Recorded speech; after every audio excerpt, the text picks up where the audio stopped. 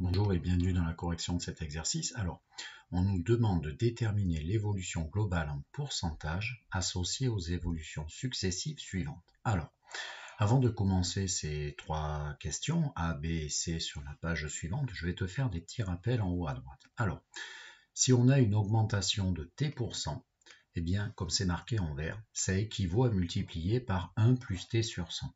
Voilà. Donc, par exemple, une augmentation de 12%, d'ailleurs c'est notre question A, du moins le début, ça revient à multiplier par 1,12, car effectivement, 1 plus 12 sur 100, 1 plus 0,12, ça fait 1,12. Voilà, quand tu multiplies une quantité par 1,12, en fait tu l'augmentes de 12%. Autre façon de voir les choses, une quantité au départ c'est 1, c'est 100%. Si tu lui ajoutes 12%, ben tu as 100 plus 12, tu as 112%. Et 112%, quand tu l'écris en valeur décimale, c'est 1,12. Voilà. Une augmentation de 29%, eh bien, ça revient à multiplier par 1,29 avec la même règle. Et dans l'autre sens, si tu constates que tu as eu une multiplication par 1,032 par exemple, eh bien tu vois que c'est plus grand que 1, c'est donc une augmentation. Et ton pourcentage, tu imagines la virgule ici en décalant de 2 crans à droite, c'est une augmentation de 3,2%. Voilà.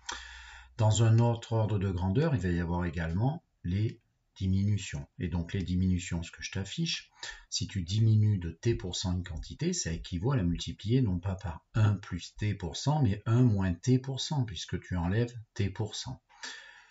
Par exemple, une baisse de 10%, tu remultiplieras par 0,90. Bah, c'est normal, si on te fait cadeau de 10% de ta quantité initiale qui valait 100% de sa valeur, eh bien, il te reste 90% à régler. Et 90%, c'est le coefficient décimal 0,90. Voilà. Ou autrement dit, 1 moins 10 sur 100, 1 moins 0,1, 0,90. C'est juste un petit peu plus délicat à lire si tu veux. Si tu as une baisse de 12%, ben, tu multiplieras par 0,88. Ben oui, 100% moins 12%, ça fait 88%, ce coefficient. Enfin, un multiplicateur 0,60. Ça traduit une baisse de 40%. Effectivement, si tu multiplies par 0,60, tu peux faire 1 moins 0,60 pour trouver que ça fait 0,40. Et 0,40, c'est ce qu'on t'a enlevé. Donc, 40%. Voilà. Alors, on y va. On fait ce premier exemple, petit a.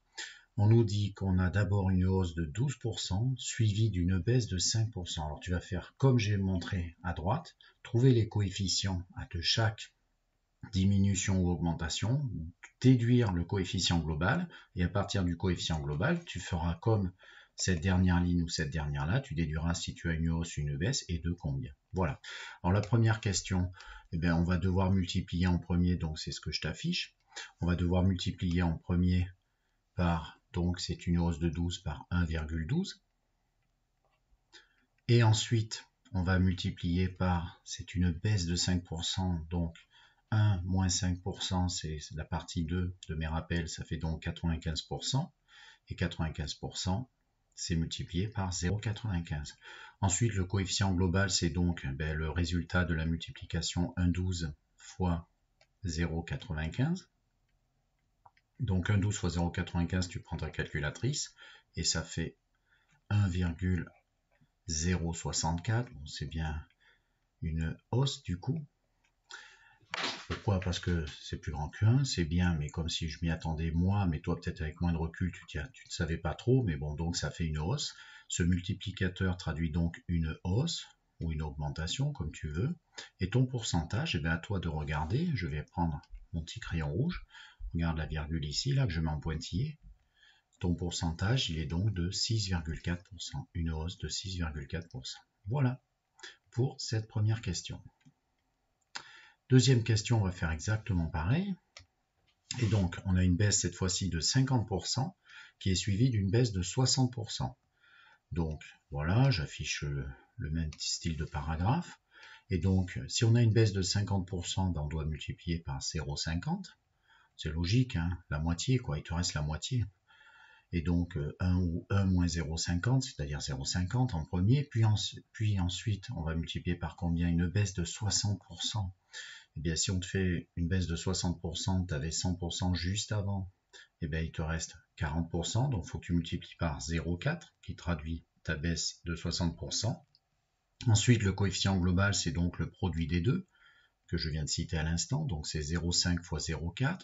0,5 fois 0,4, ça veut dire la moitié de 0,4, et la moitié de 0,4, c'est 0,2. 0,2 ou 0,20. Et en fait, tu vas devoir multiplier par 0,20. Alors, si tu multiplies par 0,20, c'est forcément que c'est en dessous de 1, c'est une baisse. Ce multiplicateur traduit donc une baisse. Mais une baisse de combien? Si tu multiplies par 0,20, alors élève 1, il peut dire, je fais 1 moins 0,20, j'applique ma petite formule, 1 moins 0,20, enfin 1 moins mon pourcentage cherché, pardon, ça donne 0,20, donc c'est que tu enlèves 80%. Élève numéro 2, il peut se dire, ben, je dois multiplier le tout par 0,20. Si je multiplie par 0,20, c'est que je prends les 20% pour trouver globalement ce qui se passe. Si je prends les 20%, c'est que j'ai perdu 80%. Voilà, donc c'est une baisse de 80%. Allez, question petit c, dernière question. Et donc, cette fois-ci, on a deux hausses successives de 45%. Alors déjà, s'il y a deux hausses qui se suivent, ça risque de faire une hausse. Donc voilà, la première multiplication, elle est par, donc c'est une hausse de 45% par 1,45.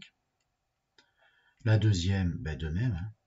Et donc du coup, ton coefficient global, c'est 1,45 au carré. 1,45 fois 1,45. Donc 1,45 au carré, tu prends ta calculatrice, tu mets ça dedans, et ça fait 2,1025. Et là, petite erreur que tu peux commettre, fais attention, de ne pas dire ça fait 210% ou je ne sais quelle bêtise.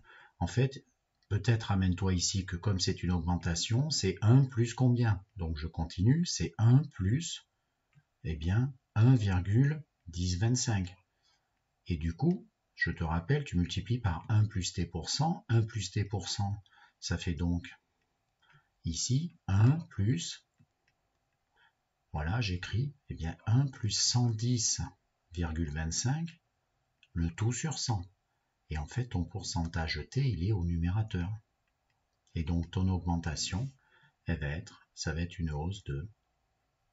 Tu lis ton pourcentage en haut, là où je vais entourer en rouge. Il est directement le numérateur, hein, 1 plus T%. Donc, ça fait 1 plus, c'est une hausse de 110,25%. Voilà qui clôture cet exercice. Au revoir.